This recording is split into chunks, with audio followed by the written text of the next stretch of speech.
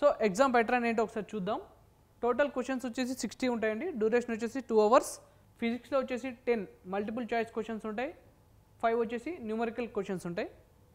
కెమిస్ట్రీలో వచ్చేసి 10 multiple choice questions ఉంటాయి, 5 వచ్చేసి న్యూమరికల్ క్వశ్చన్స్ ఉంటాయి. మ్యాథమెటిక్స్లో 15 మల్టిపుల్ చాయిస్ క్వశ్చన్స్ ఉంటాయి, 5 వచ్చేసి న్యూమరికల్ క్వశ్చన్స్ ఉంటాయి. ఇంగ్లీష్ వచ్చేసి మల్టిపుల్ చాయిస్ క్వశ్చన్స్ 10 ఉంటాయండి, న్యూమరికల్ ఉండవు. ఒకసారి ఎగ్జామ్ డేట్స్ చూసేద్దామండి. ఎగ్జామ్ షెడ్యూల్ వచ్చేసి మనకి అప్లికేషన్ ప్రాసెస్ అనేది ఆల్రెడీ సెప్టెంబర్లో స్టార్ట్ అయిపోయింది. సో దీని లాస్ట్ డేట్ వచ్చేసి మనకి ఫేజ్ 1కి సంబంధించిన అప్లికేషన్ ప్రాసెస్ అనేది ఆల్రెడీ స్టార్ట్ అయిపోయిందండి 30 మార్చ్న. సో అలానే ఫేజ్ 1కి సంబంధించిన లాస్ట్ డేట్ వచ్చేసి March 15, 2026 అనేది లాస్ట్ డేట్ అండి, అప్లికేషన్ లాస్ట్ డేట్.